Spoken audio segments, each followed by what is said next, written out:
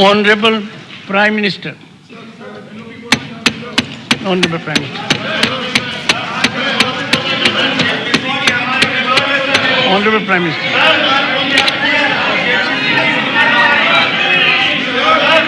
Honorable Prime Minister. आदरणीय सभापति जी, राष्ट्रपति जी के अभिभाषण पर धन्यवाद प्रस्ताव पर जो चर्चा चल रही है, उस चर्चा में शरीक होकर के मैं आदरणीय राष्ट्रपति जी का आदरपूर्वक धन्यवाद करता हूं। आदरणीय राष्ट्रपति जी का अभिनंदन करता हूं।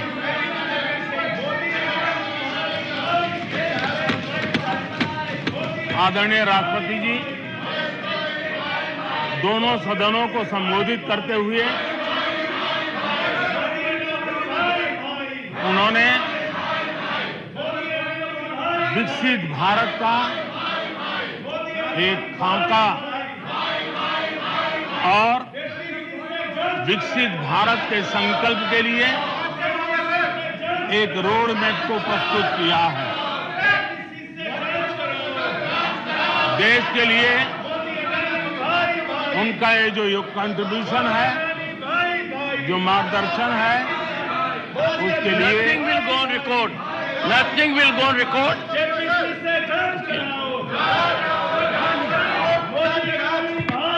Honorable members, honorable members, honorable members, take your seat. Honorable members, honorable members, honorable members, take your seat. I call upon honorable members to observe decorum and take your seats. Honorable members,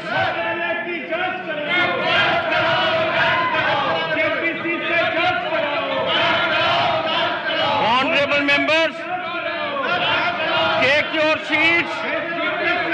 I will be called upon to name you. I will be called upon to name you. Take your seats. Take your seats. Honorable friends.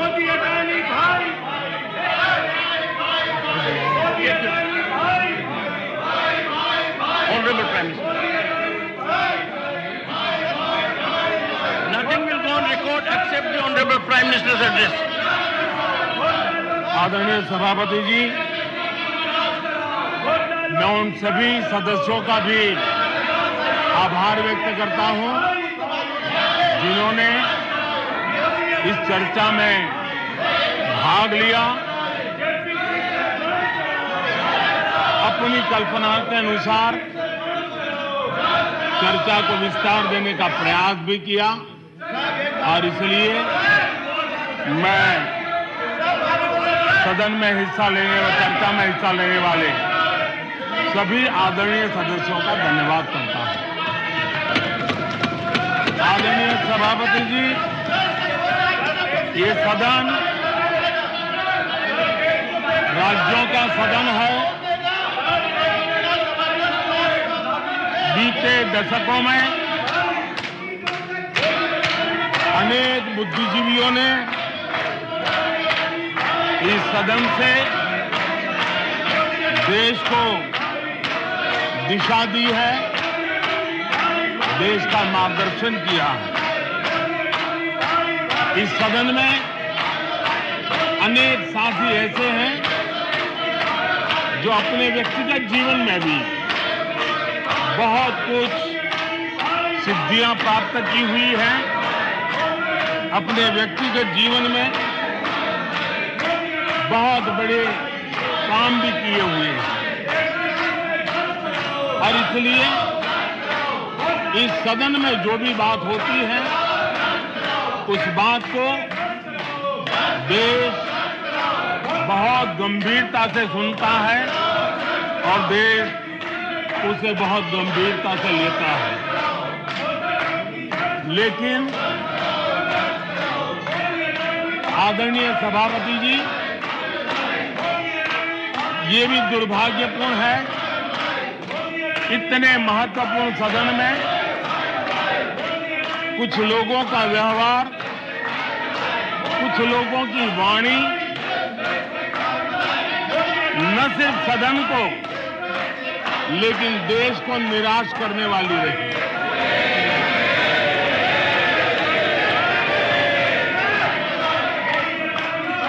इस प्रकार की वृत्ति प्रवृत्ति के माननीय सदस्यों को मैं यही कहूंगा, कीचड़ इसके पास था, कीचड़ उसके पास था, मेरे पास गुलाल।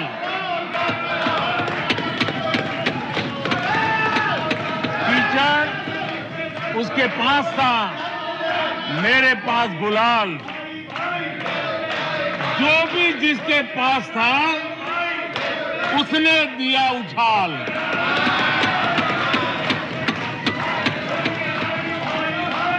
और अच्छा ही है, जितना कीचड़ उछालोगे कमल उतना ही ज्यादा खिलेगा।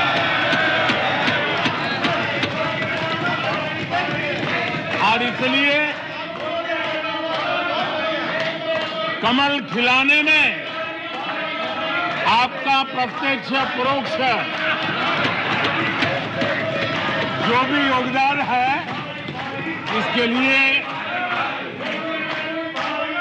मैं उनका भी आभार व्यक्त करता हूं।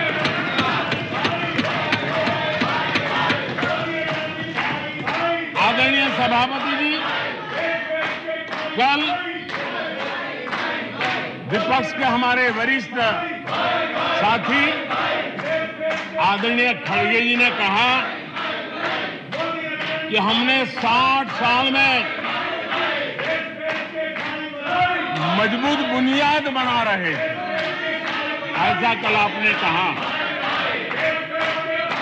और उनकी शिकायत थी कि बुनियाद तो हमने बनाई और क्रेडिट मोदी ले रहा है। लेकिन आदरणीय सभापति जी,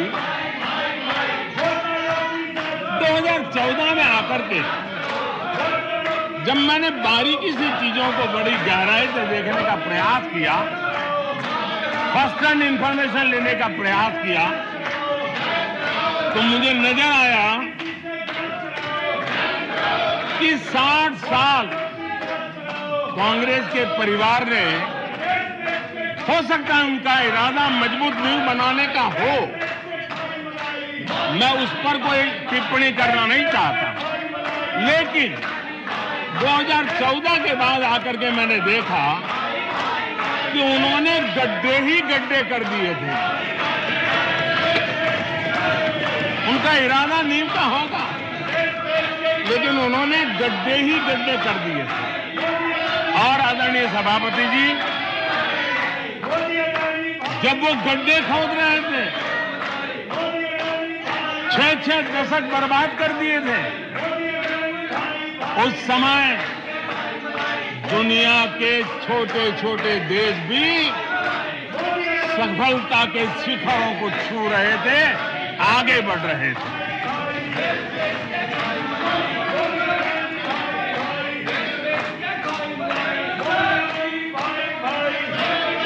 आदरणीय सभापति जी, उनका तो वो साल इतना अच्छा माहौल था कि पंचायत से लेकर के पार्लियामेंट तक उन्हीं की दुनिया चलती थी। इतना देश भी अनेक आशा अपेक्षाओं के साथ आंख बंद करके उनका समर्थन करता था, लेकिन उन्होंने इस प्रकार की कार्यशैली विकसित की, इस प्रकार का कल्चर विकसित किया कि जिसके कारण वे एक भी चुनौती का परमानेंट सॉल्यूशन करने का न कभी सोचा, न कभी उनको सूझा, न कभी उन्होंने प्रयास किया।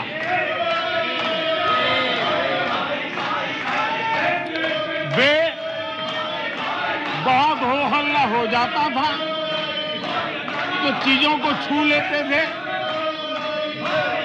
टोकनिज्म कर लेते थे और फिर आगे चले जाते थे। समस्याओं का समाधान करना ये उनका दायित्व था। देश की जनता समस्याओं से जूझ रही थी। देश की जनता देख रही थी कि समस्या का समाधान कितना बड़ा लाभ कर सकता है, लेकिन उनकी प्रायोरिटीज अलग थी, उनके इरादे अलग थे और उसके कारण किसी भी बात का परमानेंट सॉल्यूशन का प्रयास नहीं किया। आदरणीय सभापति जी, हमारी सरकार की पहचान जो बनी है वो हमारे पुरुषार्थ के कारण बनी है। एक के बाद उठाए गए कदमों के कारण बनी हुई और आज हम परमानेंट सॉल्यूशन की दिशा में आगे बढ़ते रहे हैं। हम एक एक विषय को छू करके भागने वाले लोग नहीं, लेकिन देश की मूलभूत आवश्यकताओं को परमानेंट सॉल्यूशन पर बल देते हुए हम आगे बढ़ रहे हैं। आदरणीय सभापति जी, अगर मैं पानी का ही उदाहरण लूं तो वो जमाना था कि किसी गांव में एक हैंडपंप लगा दिया तो हफ्ते भर उसका उत्सव मनाया जाता था और उस टोकनिज्म से पानी का काम किया करके गाड़ी चलाई जाती थी। कल यहां गुजरात का जिक्र कर रहे थे, आप हैरान होंगे, सबसे ज्यादा सीटों से जीतने का उनका जो गौरव था, वैसे एक मुख्यमंत्री एक शहर में पानी की टंकी का उद्घाटन करने गए थे और वो फ्रंट पेज पर हेडलाइन न्यूज था। यानी समस्याओं का टोकनिज्म क्या होता है, कैसे टाला जाता है, ये कल्चर देश ने देखा है। हमने भी पानी की समस्या को सुलझाने के लिए रास्ते अपनाए। हमने जल संरक्षण, जल सिंचन हर पहलू पर ध्यान दिया। हमने कैच द रेन अभियान से जनता को जोड़ा। इतना ही नहीं, आजादी के पहले से अब तक हम सरकार में आने तब तक सिर्फ 3 करोड़ घरों तक नल से जल मिलता था। आदरणीय सभापति जी, पिछले 3-4 साल में आज 11 करोड़ घरों को नल से जल मिल रहा है। भारत पानी की समस्या जो हर परिवार की समस्या होती है, जीवन में उसके बिना चल नहीं सकता और भविष्य के संभावनाओं को भी देखते हुए हमने उसके समाधान के रास्ते चुने। आदरणीय सभापति जी, मैं एक और विषय पर भी जाना चाहता हूं। Empowerment of common people. बैंकों का राष्ट्रीयकरण हुआ था, इस बात से हुआ था कि गरीबों को बैंकों का अधिकार मिले, ऐसी बहानेबाजी की गई थी। लेकिन इस बैंक देश के आधे से अधिक लोग बैंक से दरवाजे तक नहीं पहुंच पाए। हमने परमानेंट सॉल्यूशन निकाला और जनधन अकाउंट का अभियान चलाया। बैंकों को मोटिवेट किया, ऑन बोर्ड लिया। पिछले 9 साल में ही 48 करोड़ जनधन बैंक खाते खोले गए। इसमें 32 करोड़ बैंक खाते ग्रामीण और कस्बों में हुए हैं, यानी देश के गांव तक प्रगति की मिसाल को ले जाने का प्रयास हुआ। कल खड़गे जी शिकायत कर रहे थे कि मोदी जी बार बार मेरे चुनावी क्षेत्र में आते हैं। वो कह रहे थे मोदी जी कलबुर्गी आ जाते हैं। मैं जरा खड़गे जी को कहना चाहता हूं, मैं आता हूं उसकी शिकायत करने से पहले ये भी तो देखो कि कर्नाटका में 1,70,00,000 जनधन बैंक अकाउंट खुले हैं। इतना ही नहीं, उन्हीं के इलाके में कलबुर्गी में 8 लाख से ज्यादा जनधन खाते खुले हैं। अब सभापति जी बताइए, इतने बैंक के खाते खुल जाए, इतना एम्पावरमेंट हो जाए, लोग इतने जागरूक हो जाए और किसी का इतने सालों के बाद खाता बंद हो जाए तो उनकी पीड़ा मैं समझ सकता हूं। और बार बार उनका दर्द झलकता है और मैं तो हैरान हूं। कभी कभी यहां तक कह देते हैं कि एक दलित को हरा दिया। अरे भाई, उसी इलाके की जनता जनार्दन है, उसने दूसरे दलित को जीता दिया। अब आपको जनता नकार दे रही है, आपको हटा रही है, आपका खाता बंद कर रही है और आप रोना यहां रो रहे हो। आदरणीय सभापति जी,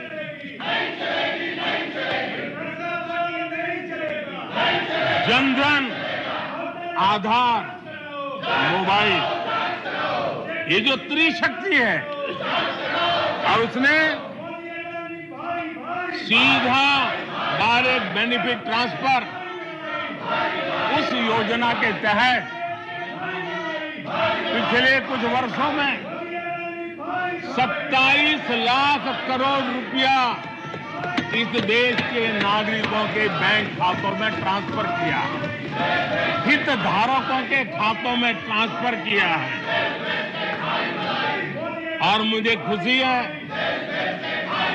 कि डायरेक्ट बेनिफिट ट्रांसफर, ये टेक्नोलॉजी का उपयोग करने के कारण इस देश के 2 लाख करोड़ रुपए से ज्यादा पैसे जो किसी इकोसिस्टम के गलत हाथों में जाता था, वो बच गया है। देश की बहुत बड़ी सेवा की है। और मैं जानता हूं, जिस इकोसिस्टम के सागरिकों को, चेले चपाटों को जो 2 लाख करोड़ की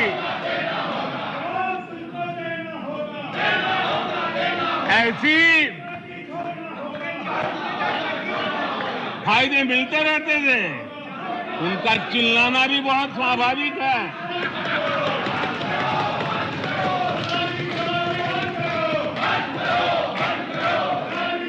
आदरणीय सभापति जी, हमारे देश में पहले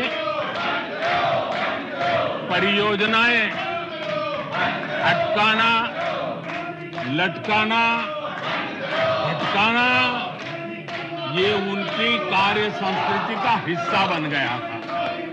यही उनका कार्य करने का तरीका बन गया था। ईमानदार टैक्स पेयर की गाढ़ी कमाई, उसका नुकसान होता था। हमने टेक्नोलॉजी का प्लेटफॉर्म तैयार किया पीएम गति शक्ति मास्टर प्लान लेकर के आए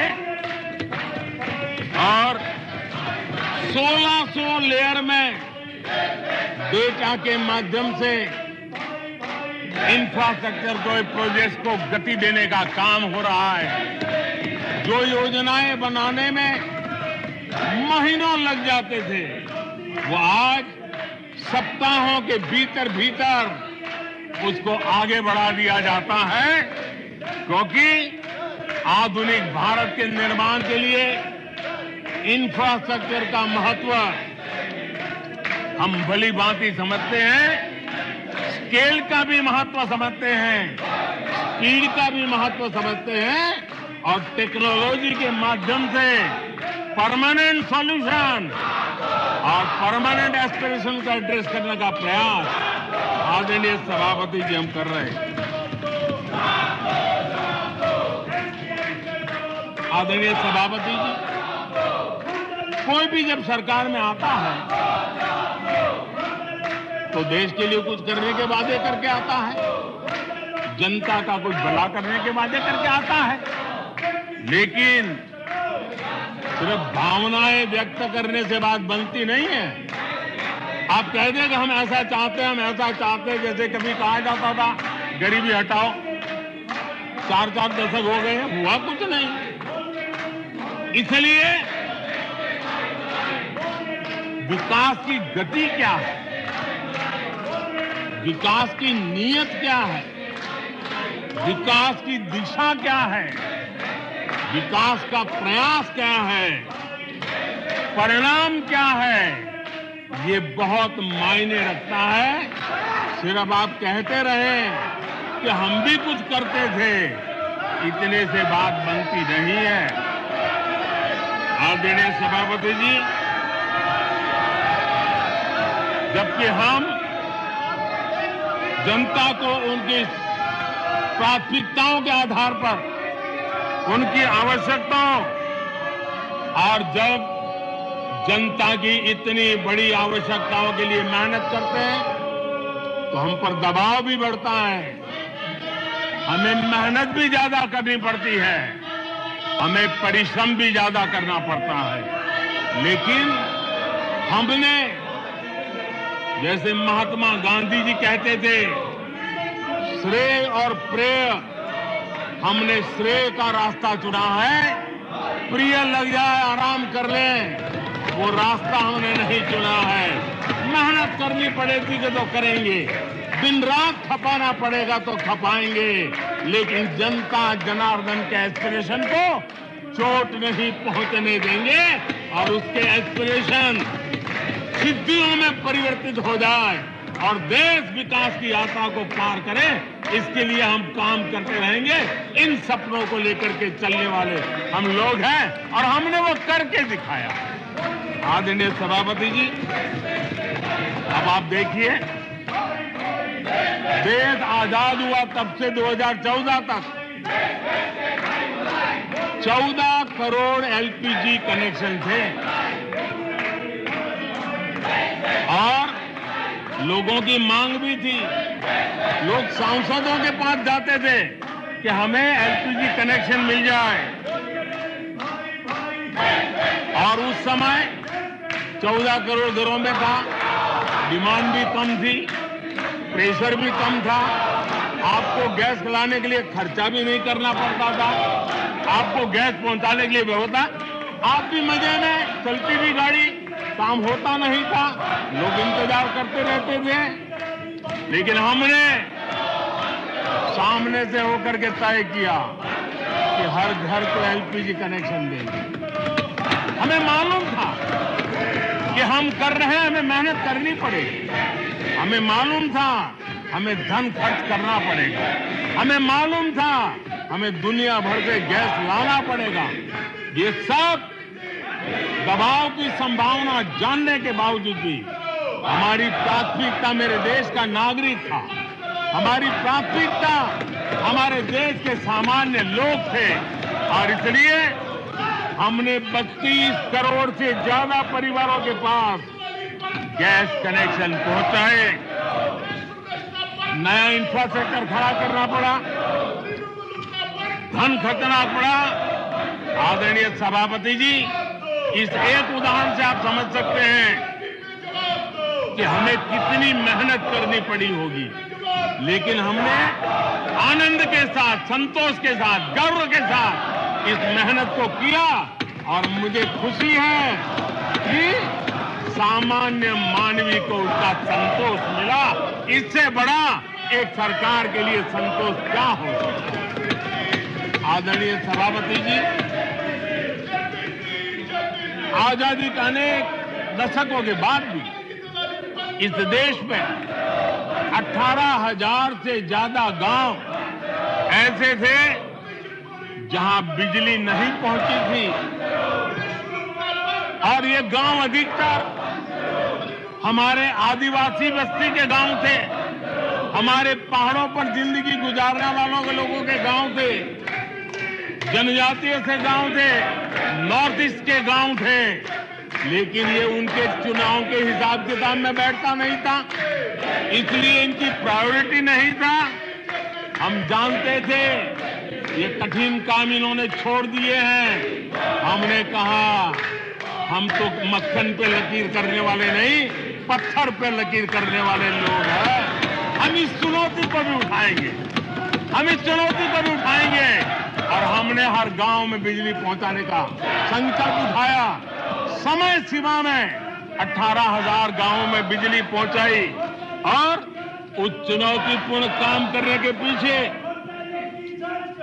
गांवों में एक नई जिंदगी की अनुभूति हुई। उनका विकास तो हुआ, लेकिन सबसे बड़ी बात हुई, देश की व्यवस्था पर उनका विश्वास बढ़ा। और विश्वास बहुत बड़ी ताकत होती है।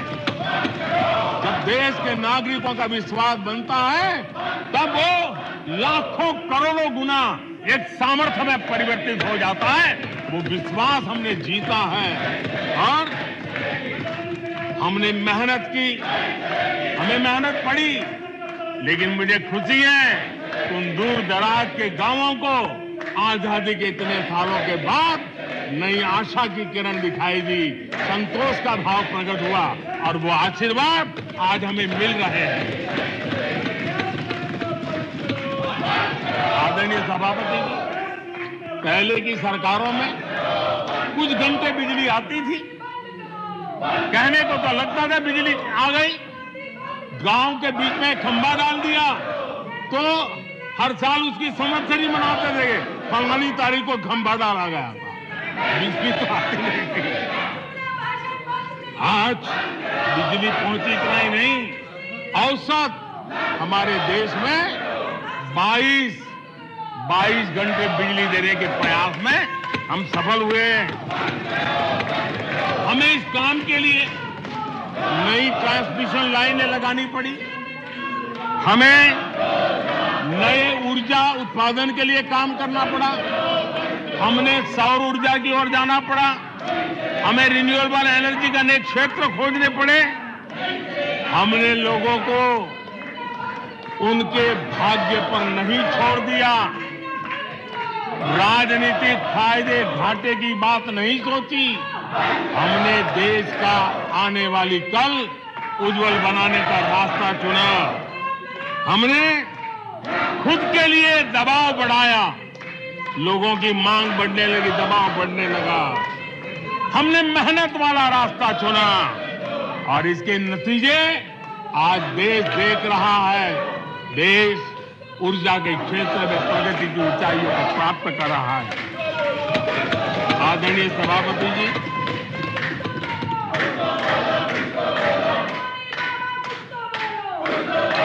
हमने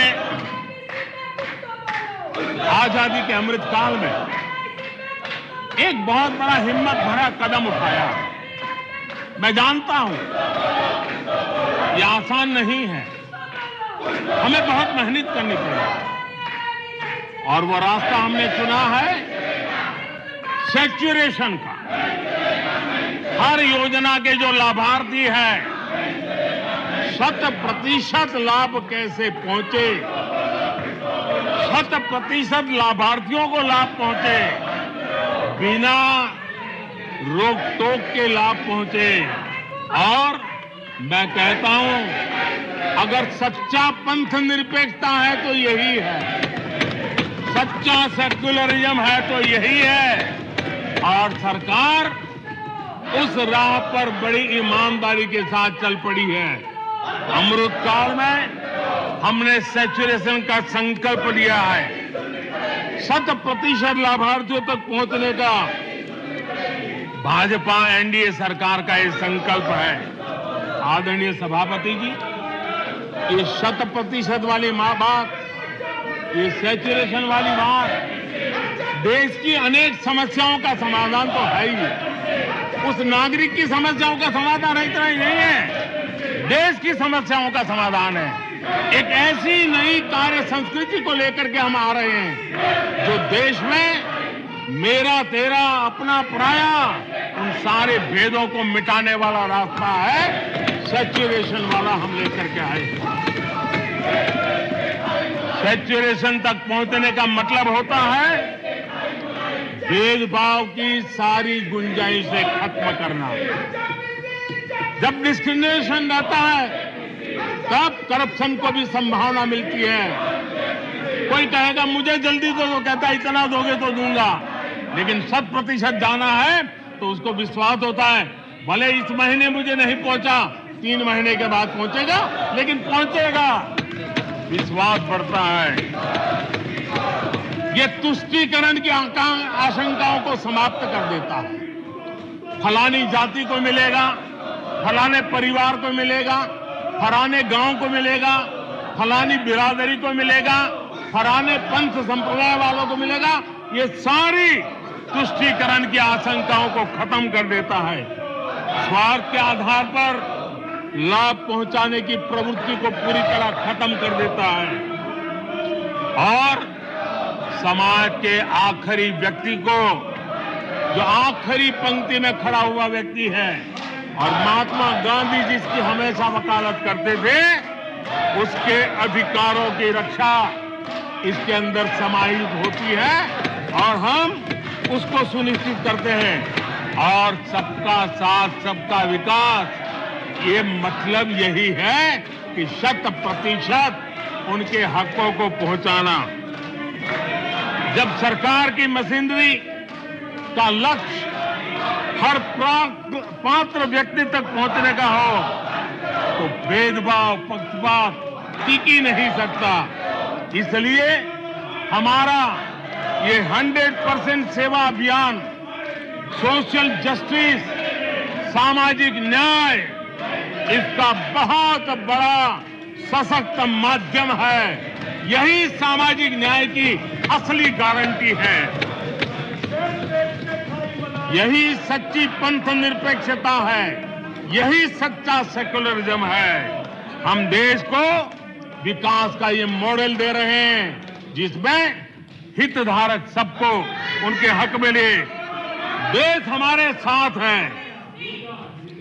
कांग्रेस को बार बार देश नकार रहा है, लेकिन कांग्रेस और उसके साथी अपनी साजिशों से बाज नहीं आते हैं और जनता ये देख भी रही है और उनको हर मौके पर सजा भी देती रही। आदरणीय सभापति जी, हमारे देश की आजादी में 1857 से लेकर के स्वतंत्र संग्राम का कोई भी दशक उठा लीजिए, हिंदुस्तान का कोई भी भूभाग उठा लीजिए, मेरे देश की आजादी की लड़ाई में मेरे देश के आदिवासियों का योगदान स्वर्णिम पुष्प से भरा पड़ा हुआ है। गर्व होता है देश को कि मेरे आदिवासी भाइयों ने आजादी के महात्म्य को समझा था, लेकिन दशकों तक मेरे आदिवासी भाई विकास से वंचित रहे और विश्वास का सेतु तो कभी बन ही नहीं पाया। आशंकाओं से भरी हुई व्यवस्था बनी और उन नौजवानों के मन में बार बार सरकारों के लिए सवाल उठते चले गए, लेकिन उन्होंने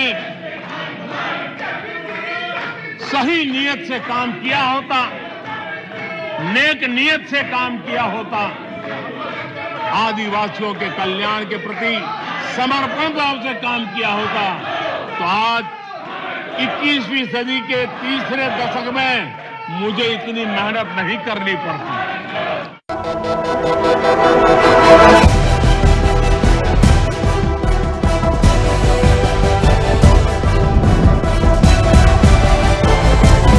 इंडिया वॉइस, आपकी सोच, आपकी आवाज।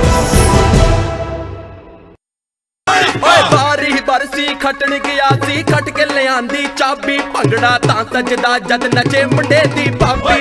बारी बरसी खटन गया सी, खट के ले आंदे चने, भंगड़ा तां सजदा जद नचदे सारे जने। चने का असली स्वाद MDH चना मसाला, असली मसाले सच सच MDH। पारा मेडिकल कर्मियों का पारा हाई, कौन देगा साथ, कैसे मिलेगा इंसाफ?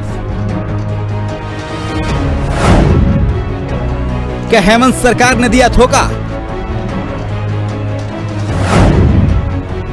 क्या सिर्फ पॉलिटिक्स से निकलेगा समाधान? देखिए आज शाम 4:30 बजे इंडिया वॉइस पर पारा मेडिकल कर्मियों को मरहम का।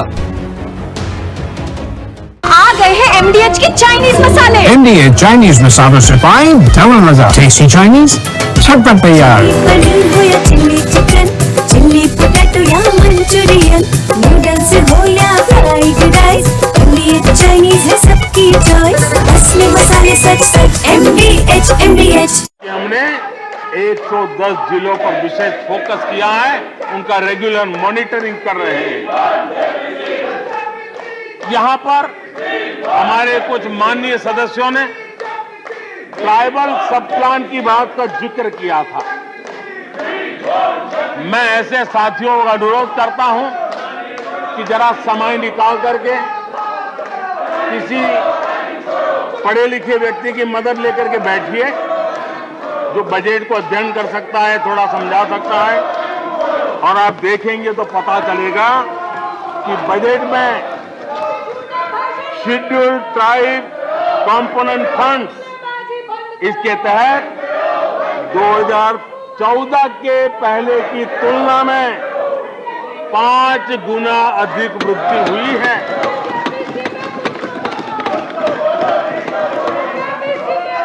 आदरणीय सभापति जी, 2014 के पहले जब उनकी सरकार थी, तब एलोकेशन 20-25 हजार करोड़ रुपए के आसपास रहता था।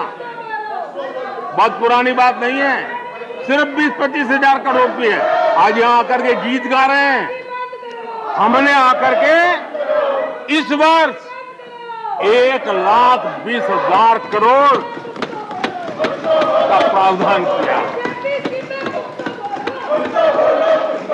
हमने बीते 9 वर्षों में हमारे आदिवासी, हमारे जनजातीय भाई बहनों के उज्जवल भविष्य के लिए और बच्चों के उज्जवल भविष्य के लिए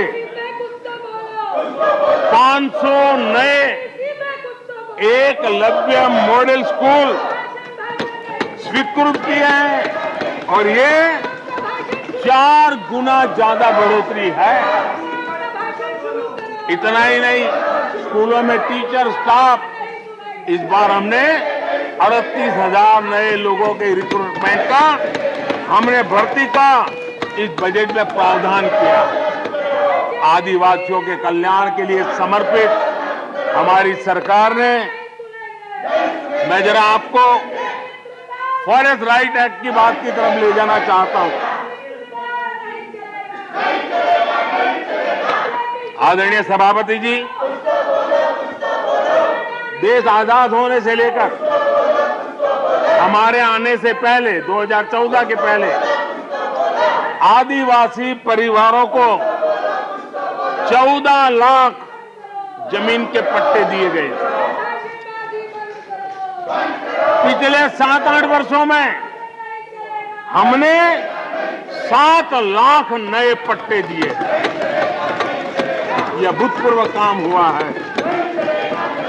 हमारे आने से पहले 23,000 सामुदायिक पट्टे दिए गए थे, 23,000। हमारे आने के बाद 80,000 से अधिक सामुदायिक पट्टे दिए गए हैं। लिप सिंपैथी बता करके आदिवासियों की भावनाओं के साथ खेलने के बजाय अगर कुछ किया होता तो आज मुझे इतनी मेहनत न करनी पड़ती और ये काम पहले आराम से हो जाता, लेकिन ये उनकी प्रायोरिटी में नहीं था।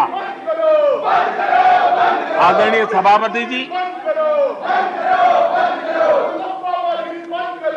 इनकी अर्थनीति, उनकी समाज नीति, उनकी राजनीति वोट बैंक के आधार पर ही चलती रही और उसके कारण समाज की जो बेसिक ताकत होती है, स्वरोजगार के कारण देश की आर्थिक गतिविधि बढ़ाने वाला जो सामर्थ्य होता है, इन्होंने हमेशा नजरअंदाज कर दिया। उनको वो इतने छोटे लगते थे, इतने बिखरे हुए लगते थे, तो उसका उनको कोई मूल्य ही नहीं था। जो छोटे छोटे काम में जुड़े हुए, जो स्वरोजगार के ऊपर समाज पर बोझ बने बिना समाज में कुछ न कुछ वैल्यू एडिशन करते हैं, उनके प्रति दुर्लक्ष्य किया गया। छोटे काम में जुटे इन करोड़ों लोगों को भुला दिया गया। मुझे गर्व है कि मेरी सरकार ने रेहड़ी वाले, ठेले वाले, फुटपाथ पर व्यापार करने वाले लोगों की सुन ले, ब्याज के चक्कर में जिनके जीवन तबाह हो जाते थे, दिन भर का पसीना ब्याजखोरों के घर जाकर के चुकाना पड़ता था, उन गरीबों की चिंता हमने की, उन रेहड़ी ठेले पटरी वालों की चिंता हमने की।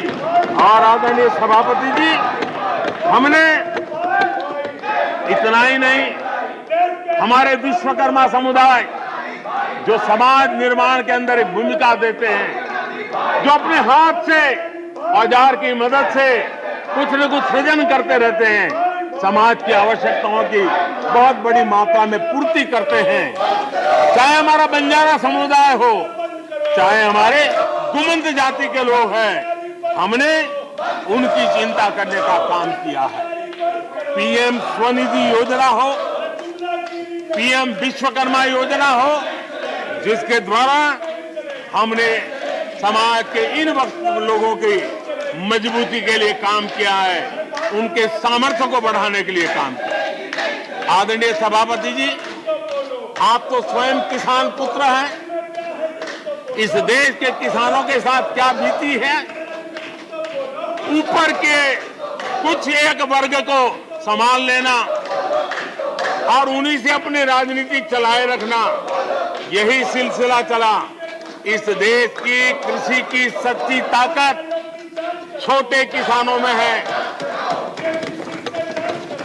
1 एकड़ 2 एकड़ भूमि का वो बड़ा मुश्किल से 80-85% इस देश का ये वर्ग है। इन छोटे किसान उपेक्षित थे, उनकी आवाज कोई सुनने वाला नहीं था। हमारी सरकार ने छोटे किसानों पर ध्यान केंद्रित किया, छोटे किसानों को फॉर्मल बैंकिंग के साथ जोड़ा। आज साल में 3 बार सीधे पीएम किसान सम्मान निधि छोटे किसान के खाते में जमा होती है।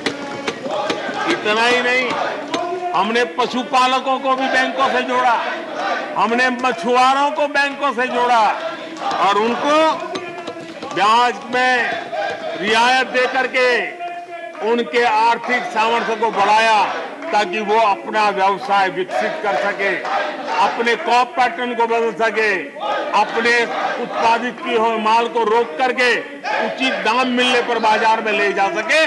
उस दिशा में हमने काम किया। आदरणीय सभापति जी, हम जानते हैं हमारे देश के बहुत सारे किसान ऐसे हैं कि जो बरसाती पानी पर उनको गुजारा करना पड़ता है। सिंचाई की व्यवस्था ये पिछली सरकारों ने की नहीं। हमने और देखा है कि ये छोटे किसान पानी बरसाती के भरोसे जीने वाले मोटे अनाज की खेती करते हैं, पानी होता नहीं है। ये मोटे अनाज की खेती करने वाले किसानों को हमने विशेष स्थान दिया।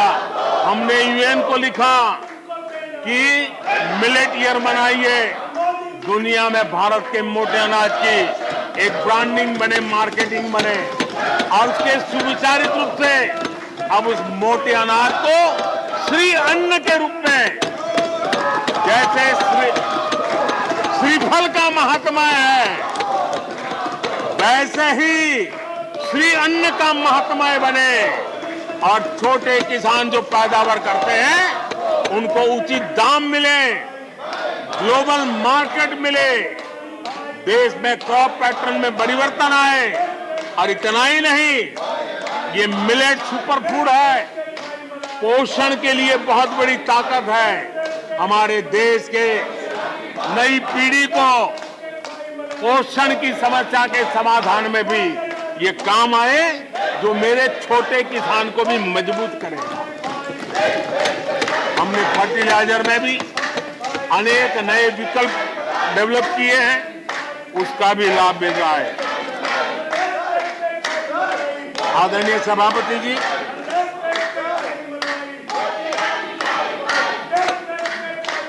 हमें बड़े कन्विक्शन के साथ मैं मानता हूं कि जब निर्णय प्रक्रिया में माताओं बहनों की भागीदारी बढ़ती है तो परिणाम अच्छे मिलते हैं, जल्दी मिलते हैं और निर्धारित।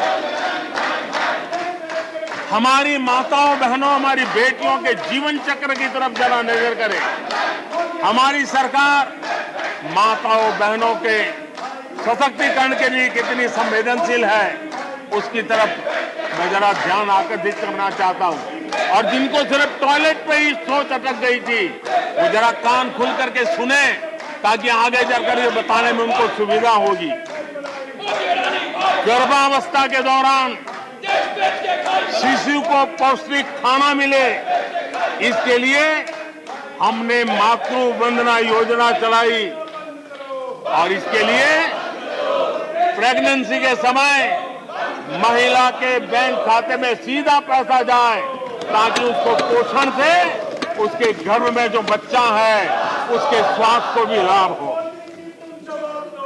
हमारे यहाँ माता मृत्यु दर, शिशु मृत्यु दर, इस गंभीर समस्या से मुक्ति का एक उपाय इंस्टीट्यूशनल डिलीवरी।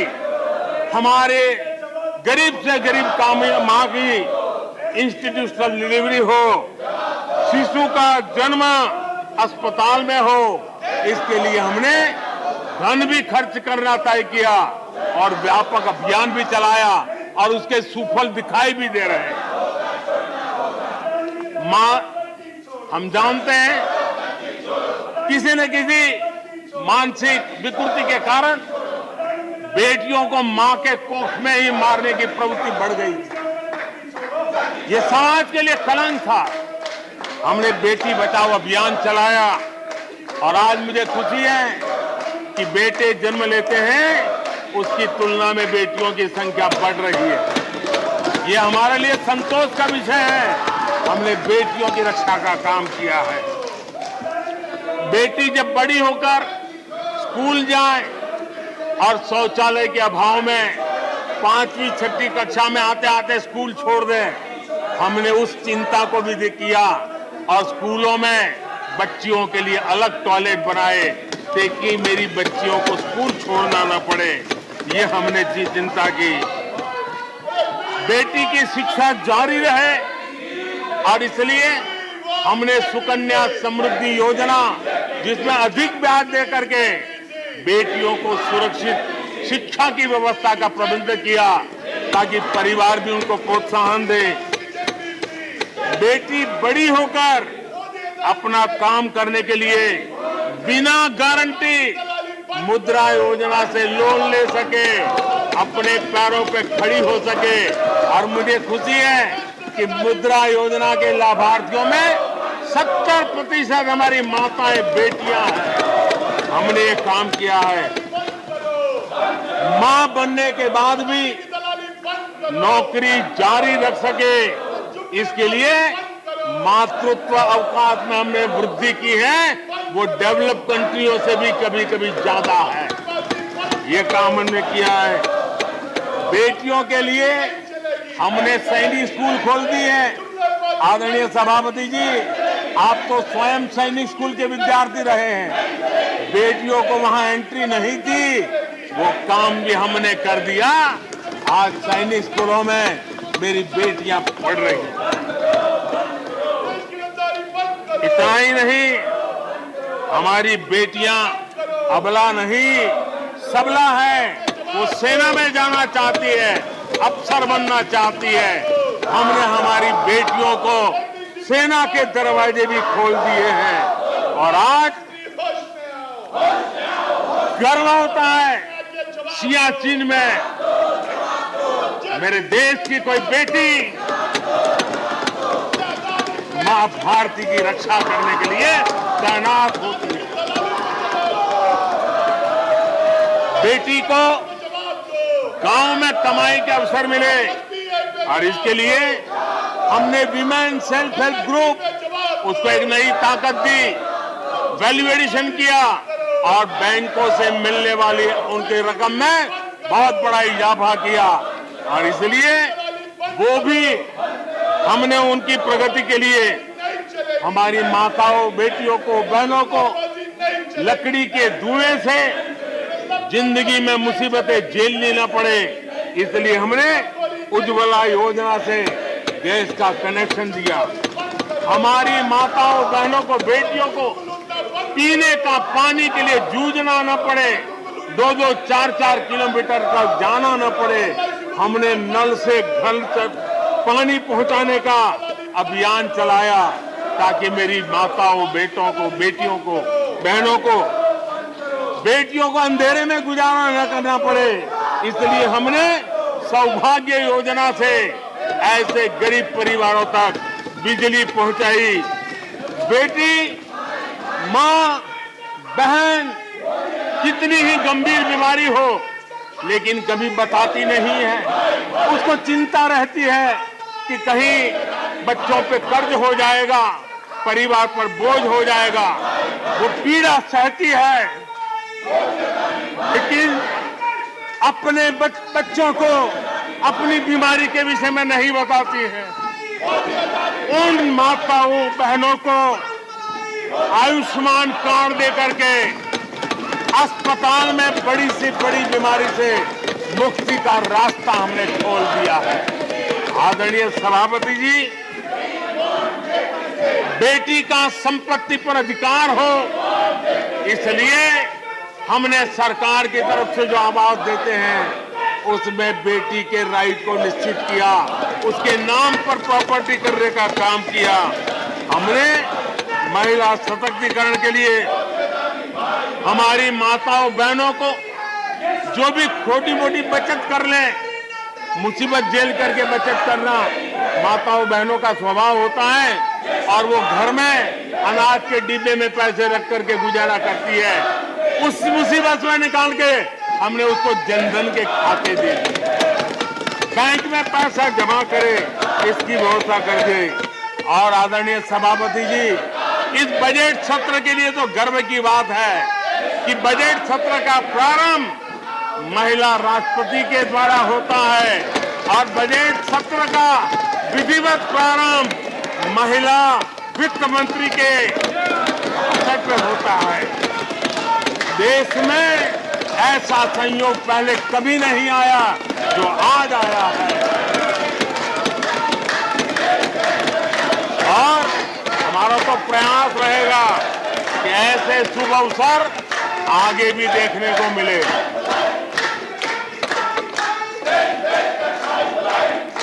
आदरणीय सभापति जी,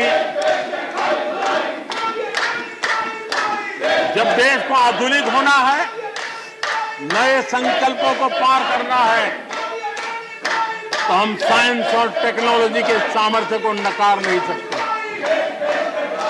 साइंस और टेक्नोलॉजी के महात्मा को हमारी सरकार भली भांति समझती है, लेकिन हम टुकड़ों में नहीं सोचते, हम टोकनिज्म में नहीं सोचते हैं। हम साइंस और टेक्नोलॉजी की तरफ से देश को आगे बढ़ाने के लिए हर दिशा में काम कर रहे हैं, सार्वत्रिक प्रयास कर रहे हैं, अनेकविध इनिशिएटिव ले रहे हैं।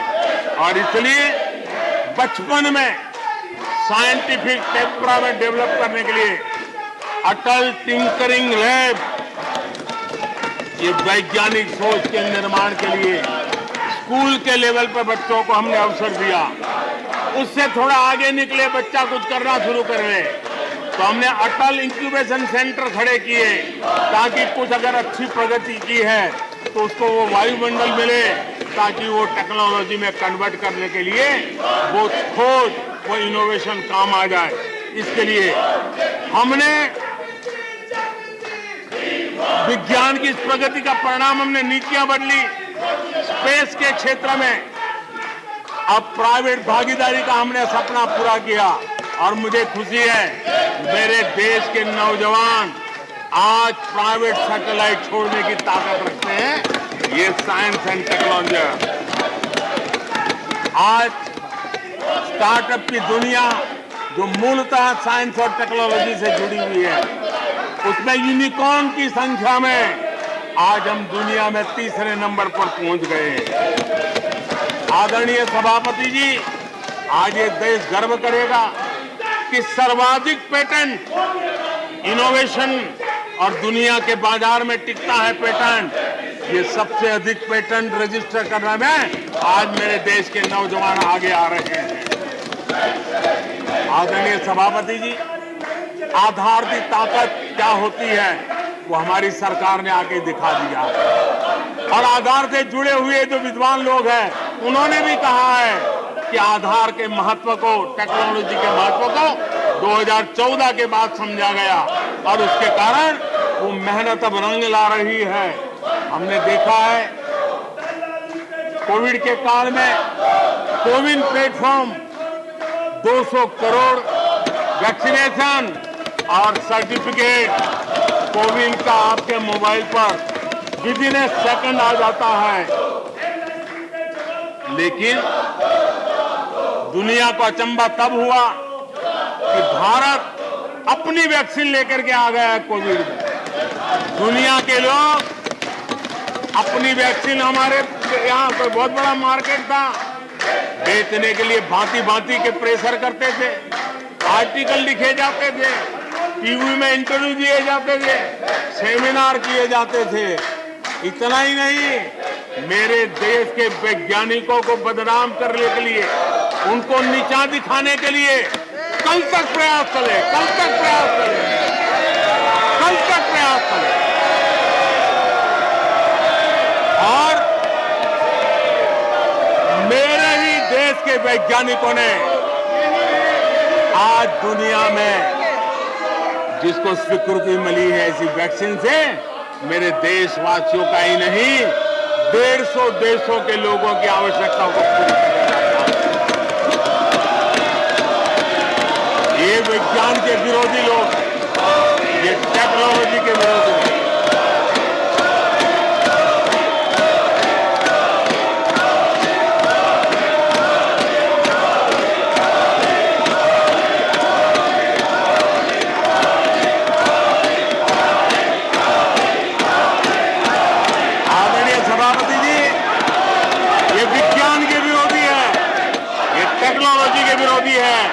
हमारे वैज्ञानिकों को बदनाम करने का कोई मौका नहीं छोड़ते।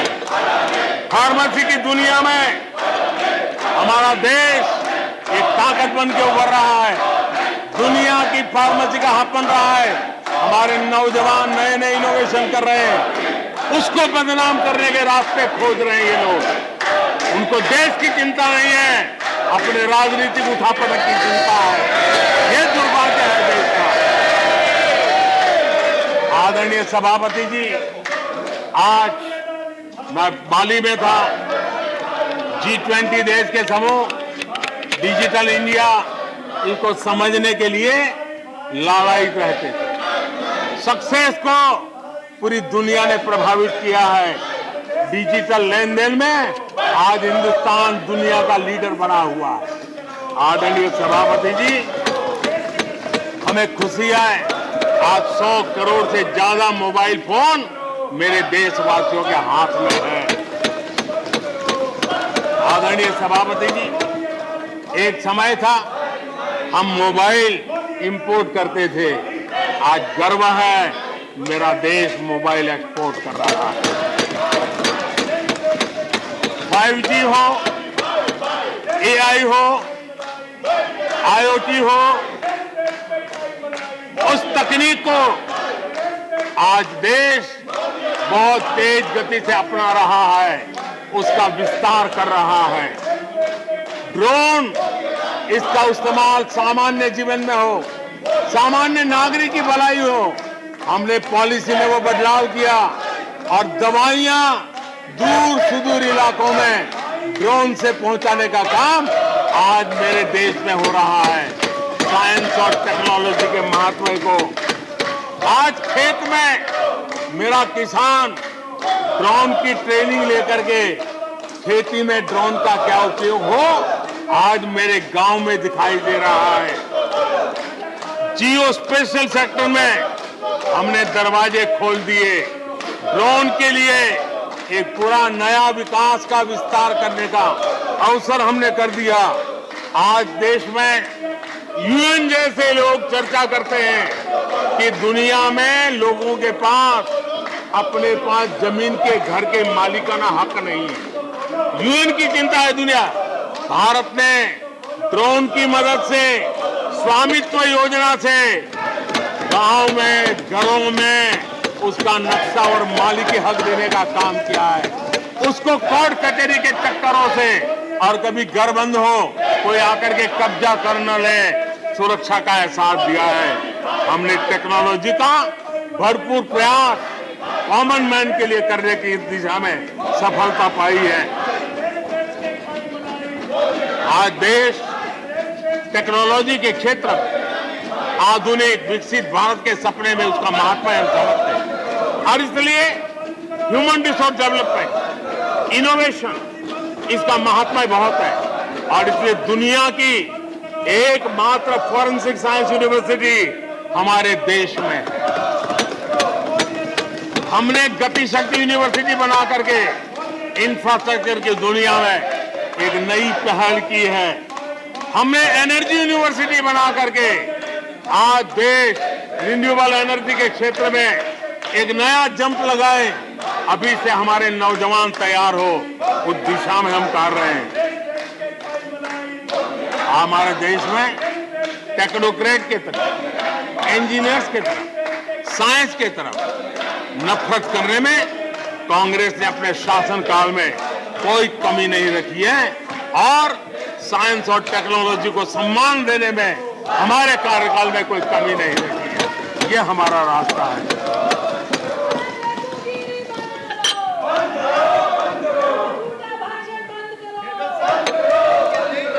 आदरणीय सभापति जी, यहाँ रोजगार की भी चर्चा हुई। मैं हैरान हूं कि जो अपने आप को सबसे लंबे समय तक सार्वजनिक जीवन का दावा करते हैं, इनको ये मालूम नहीं है कि नौकरी और रोजगार में फर्क होता है। जिनको नौकरी और रोजगार का फर्क समझ नहीं है, वो हमें उपदेश दे रहे हैं। आदरणीय सभापति जी, नए नए नैरेटिव गढ़ने के लिए आधी अधूरी चीजों को पकड़ करके झूठ फैलाने के प्रयास हो रहे हैं। बीते 9 वर्ष में अर्थव्यवस्थाओं का जो विस्तार हुआ है, नए सेक्टर्स में रोजगार की नई संभावनाएं बनी। आज ग्रीन इकोनॉमी में देश जिस प्रकार से आगे बढ़ रहा है, उसने ग्रीन जॉब की बहुत बड़ी संभावनाएं धरती पर उतार करके दिखाई है और अधिक संभावनाएं बनी हुई है। डिजिटल इंडिया के विस्तार से डिजिटल इकोनॉमी, उसका भी एक नया क्षेत्र। आज सर्विस सेक्टर में डिजिटल इंडिया एक नई बुलंदी पर है। 5 लाख कॉमन सर्विस सेंटर, गांव के अंदर एक एक कॉमन सर्विस सेंटर में 2-2, 5-5 लोग रोजी रोटी कमाते हैं। और दूर सुदूर जंगलों के छोटे छोटे गांव में भी कॉमन सर्विस सेंटर में आज हमारे देश की आवश्यक सेवाएं गांव के लोगों को एक बटन पर उपलब्ध हो, ये व्यवस्था हुई है। डिजिटल इकोनॉमी ने अनेक नए रोजगार की संभावनाएं पैदा की। आदरणीय सभापति जी, 90,000 रजिस्टर्ड स्टार्टअप, इसने भी रोजगार के नए द्वार खोले हैं। अप्रैल से नवंबर 2022 के दौरान ईपीएफओ पेरोल में 1 करोड़ से अधिक लोग जोड़े गए हैं। 1 करोड़ से अधिक लोग। आदरणीय सभापति जी, आत्मनिर्भर भारत रोजगार योजना, इसके जरिए 60 लाख से अधिक नए कर्मचारियों का लाभ हुआ है। आत्मनिर्भर भारत अभियान के तहत हमने अपने उद्यमियों के लिए स्पेस, डिफेंस, ड्रोन, माइनिंग, कोल अनेक क्षेत्रों को खोला है, जिसके कारण रोजगार की संभावना में नई गति आई है। और देखिए, हमारे नौजवानों ने इन सारे कदमों का आगे आकर के अवसर लिया, उठाया है, उसका फायदा। आदरणीय सभापति जी, रक्षा के क्षेत्र में यह देश आत्मनिर्भर बने, ये देश के लिए बहुत आवश्यक है। मुझे खुशी है कि रक्षा के क्षेत्र आत्मनिर्भरता का मिशन लेके हम चले। आज 350 से ज्यादा निजी कंपनियां रक्षा के क्षेत्र में आई है और करीब करीब 1 लाख करोड़ रुपए का एक्सपोर्ट रक्षा के क्षेत्र में मेरा देश कर रहा है। और अभूतपूर्व रोजगार इस क्षेत्र में भी पैदा हुए हैं। आदरणीय सभापति जी, रिटेल से लेकर के टूरिज्म तक हर सेक्टर का विस्तार हुआ है। खादी और ग्रामोद्योग, महात्मा गांधी के साथ जो व्यवस्था जुड़ी हुई है, खादी ग्रामोद्योग को भी डुबो दिया था। आजादी के बाद सर्वाधिक खादी ग्रामोद्योग के रिकॉर्ड तोड़ने का काम हमारे कालखंड में हुआ है।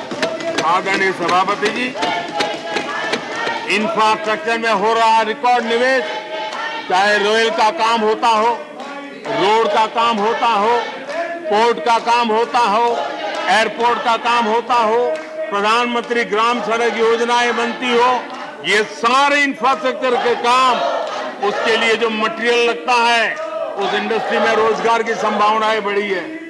हर जगह निर्माण कार्य के अंदर मजदूर से लेकर मैकेनिक तक हर प्रकार के रोजगार की संभावनाएं, इंजीनियर से लेकर के श्रमिक तक हर किसी के लिए रोजगार के नए अवसर बने हैं। और उसी के कारण यूथ विरोधी नीति लेकर के चले हुए लोगों को आज यूथ नकार रहा है। और यूथ के भलाई के लिए हम जिन नीतियों को लेकर के चल रहे हैं, इसको आज देश स्वीकार कर रहा है। आदरणीय सभापति जी, यहां भी ये भी कहा गया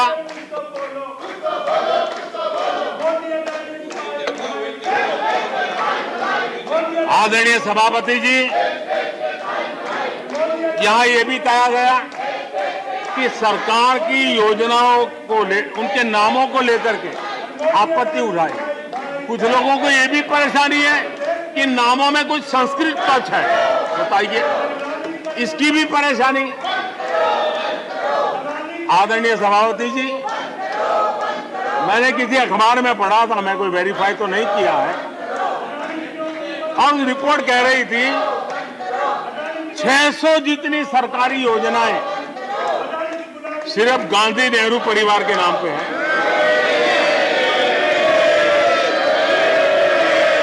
आदरणीय सभापति जी,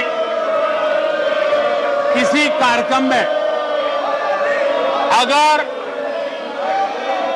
नेहरू जी के नाम का उल्लेख नहीं हुआ तो कुछ लोगों के बाल खड़े हो जाते हैं, उनका लहू एकदम गर्म हो जाता है कि नेहरू जी का नाम क्यों नहीं दिया। आदरणीय सभापति जी, मैं बहुत आश्चर्य होता है कि चलो भाई, हमसे कभी छूट जाता होगा नेहरू जी का नाम, और छूट जाता होता होगा हम ठीक भी कर लेंगे क्योंकि वो देश के पहले प्रधानमंत्री थे। लेकिन मुझे ये समझ नहीं आता है कि उनकी पीढ़ी का कोई व्यक्ति नेहरू सरनेम रखने से डरता क्यों है।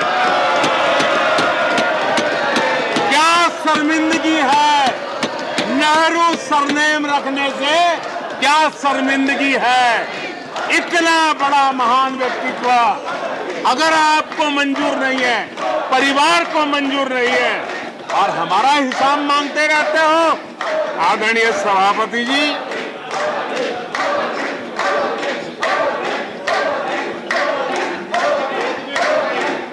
कुछ लोगों को समझना होगा, ये सदियों पुराना देश सामान्य मानवी के पसीने और पुरुषार्थ से बना हुआ देश, जन जन की पीढ़ियों की परंपरा से बना हुआ देश है। ये देश किसी परिवार की जागीर नहीं है। हमने मेजर ध्यानचंद जी का नाम पर खेल रत्न का पुरस्कार कर दिया। अंडमान में नेताजी सुभाष के नाम पर, स्वराज के नाम पर हमने द्वीपों का नामकरण किया। हमें गर्व हो रहा है। नेताजी सुभाष बोस के योगदान के लिए देश गर्व करता है, हम गर्व करते हैं। इतना ही नहीं, जो लोग आए दिन हमारे देश की सेना को नीचा दिखाने का मौका नहीं छोड़ते, हमने इन द्वीपों को परमवीर चक्र प्राप्त करने वाले सेनानियों के नाम कर दिया। आने वाली सदियों तक कोई हिमालय की चोटी एक एवरेस्ट व्यक्ति के नाम पर एवरेस्ट बन गई। मेरे द्वीप समूह, मेरे परमवीर चक्र विजेता, मेरे देश के सेनानियों के नाम कर दिया। ये हमारी श्रद्धा है, ये हमारी भक्ति है, और उसको लेकर के हम चलते हैं। आदरणीय और इससे आपको तकलीफ है और तकलीफ व्यक्त भी हो रही है। हर एक की तकलीफ व्यक्त करने के रास्ते अलग होंगे। हमारा रास्ता है सकारात्मक। कभी कभी, अब ये सदन है, एक प्रकार से राज्यों का महात्मा है, हम पर ऐसे भी आरोप लगाए जाते हैं कि हम राज्यों को परेशान करते हैं। आदरणीय सभापति जी, मैं लंबे अरसे तक राज्य का मुख्यमंत्री रह करके आया हूं। फेडरलिज्म का क्या महत्व होता है वो भली भांति समझता है, उसको जी करके आया हूं, और इसलिए हमने कोऑपरेटिव कॉम्पिटिटिव फेडरलिज्म पर बल दिया है। आओ हम पर्दा करें, हम आगे बढ़े, हम सहयोग करें, हम आगे बढ़े, उस दिशा में हम चले हैं। हमने हमारी नीतियों में नेशनल प्रोग्रेस का भी ध्यान रखा है और रीजनल एस्पिरेशन को भी एड्रेस किया है। National progress and regional aspiration, इसका परफेक्ट कॉम्बिनेशन हमारी नीतियों में दिखा है, क्योंकि हम सब मिलकर के 2047 तक एक विकसित भारत का सपना पूरा करने के लिए चल पड़े हैं। लेकिन जो लोग आज विपक्ष में बैठे हैं, उन्होंने तो राज्यों के अधिकारों की धज्जियां उड़ा दी। जरा मैं कच्चा चिट्ठा आज खोलना चाहता हूं।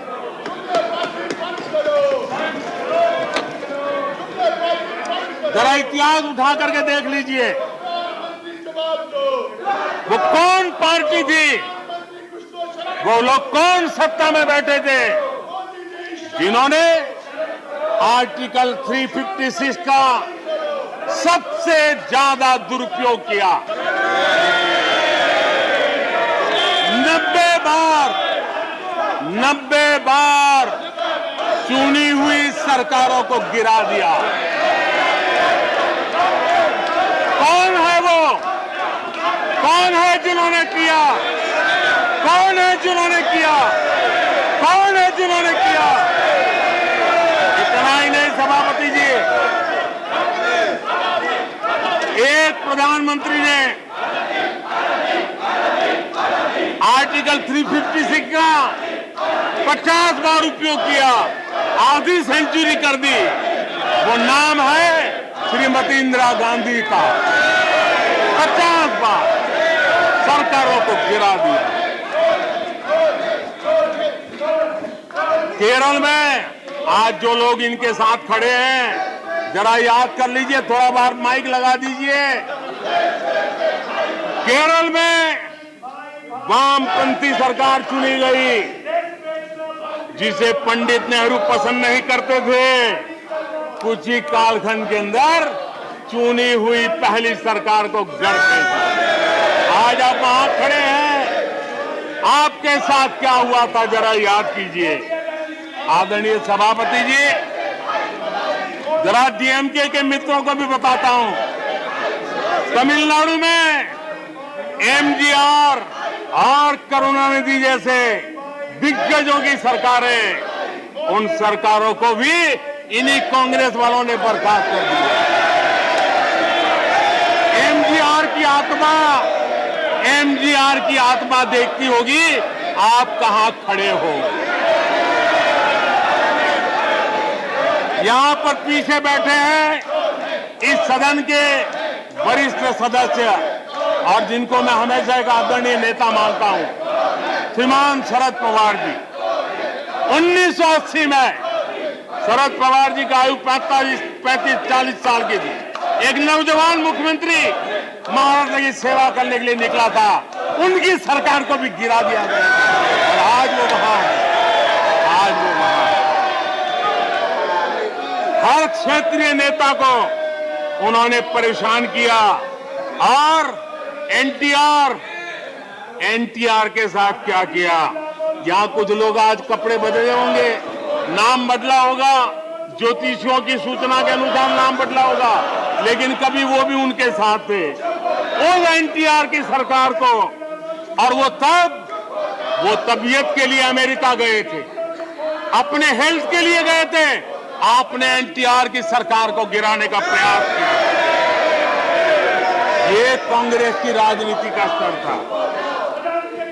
आदरणीय सभापति जी, अखबार निकाल के देख लीजिए, हर अखबार लिखता था कि राजभवनों को कांग्रेस के दफ्तर बना दिए गए हैं, कांग्रेस के हेडक्वार्टर बना दिए गए।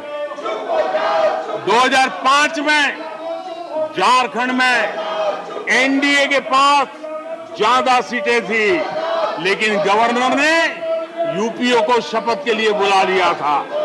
1982 में हरियाणा में भाजपा और देवीलाल के पास प्री पोल उनका एग्रीमेंट था, उसके बावजूद भी गवर्नर ने कांग्रेस की सरकार के लिए निमंत्रण कर दिया था।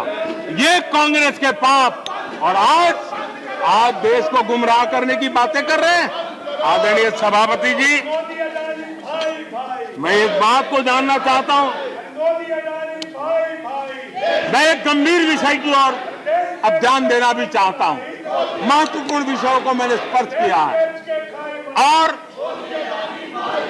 आज देश में आर्थिक नीतियों की जिनको समझ नहीं है, जो 24 घंटा राजनीति के सिवा कुछ सोचते नहीं है, जो सत्ता के खेल खेलना यही जिनको सार्वजनिक जीवन का काम दिखता है, उन्होंने अर्थनीति को अनर्थ नीति में परिवर्तित कर दिया।